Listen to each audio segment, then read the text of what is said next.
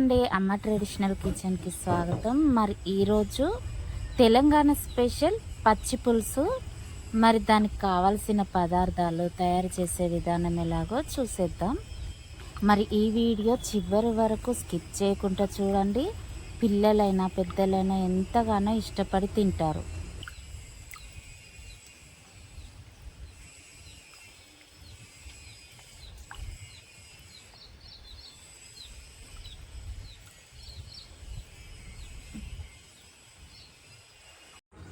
ముందు మనం ఒక మిక్సీ జార్ తీసుకొని ఒక స్పూన్ జీలకర్ర, ఒక స్పూన్ ధనియాలు, కొన్ని వెల్లుల్లి రెమ్మలు వేసుకొని కొంచెం బరకగా గ్రైండ్ చేసి అయితే పక్కనైతే పెట్టేసుకుందాం.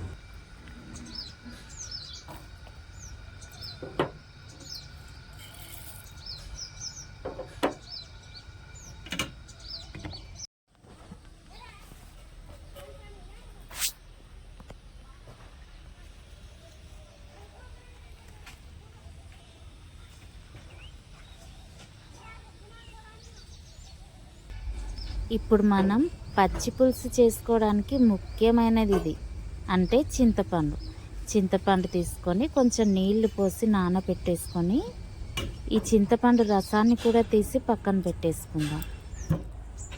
ఇప్పుడు ఒక ఉల్లిపాయ, పచ్చిమిర్చి, వీటితో పాటు కొత్తిమీర కూడా సన్నగా కట్ చేసి అయితే పక్కన పెట్టుకుందాం.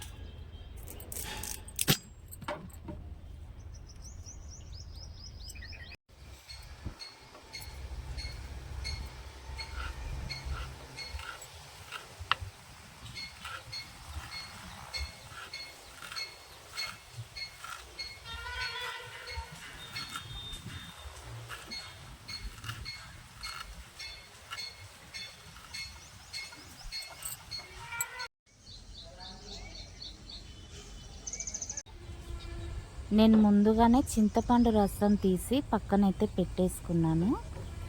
ఇప్పుడు ఒక గిన్నె తీసుకొని అందులో ఈ చింతపండు తీసి పెట్టుకున్న ఈ రసం అంతా కూడా పోసేసుకొని పులుపుకు సరిపడన్ని నీళ్లు పోసుకుందాం.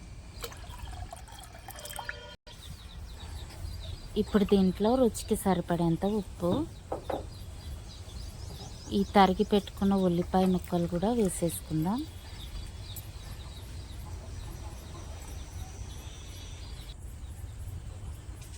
కట్ చేసి పెట్టుకున్న కొత్తిమీర కూడా ఇందులో వేసేసుకోండి. ఇవన్నీ ఇలా వేసాం కదా, పంటికి తగులుతూ పచ్చి పచ్చిగా చాలా టేస్టీగా ఉంటుంది. ఇప్పుడు మూత పెట్టేసి పక్కన పెట్టుకుందాం. ఇప్పుడు తాలింపు పెట్టేసుకుందాం. జీలకర్ర, ఆవాలు, ఎండుమిర్చి, వెల్లుల్లిపాయ రెమ్మలు, వీటన్నింటినీ తాలింపు కోసం వాడుకుందాం. ఇప్పుడు నూనె వేడి చేసుకోండి.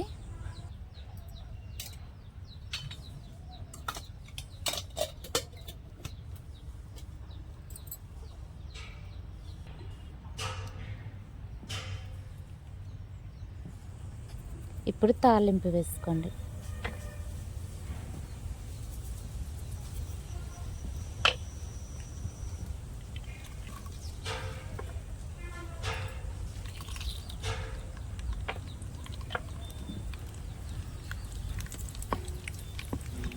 ఇవి కొంచెం వేగనివ్వండి.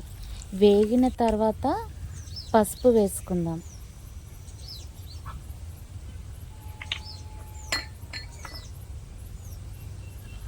ఇప్పుడు పచ్చిమిర్చి, కరివేపాకు రెమ్మలు కూడా వేసేసుకుందాం.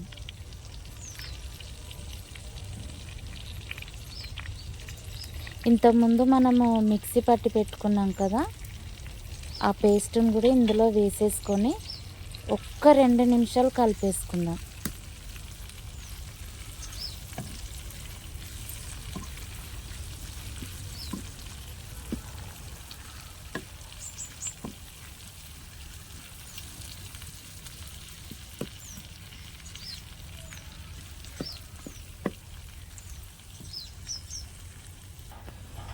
ఇప్పుడు ఈ తాలింపుని మనం పచ్చిపులుసులో వేసేసుకుందాం.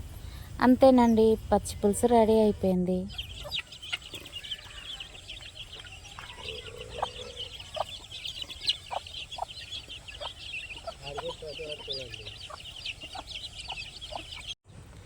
కమ్మని పచ్చిపులుసు రెడీ అయిపోయింది. ఇంకా లేట్ ఎందుకు, వేడి వేడి అన్నంలో వేసేసుకొని తినేద్దాం.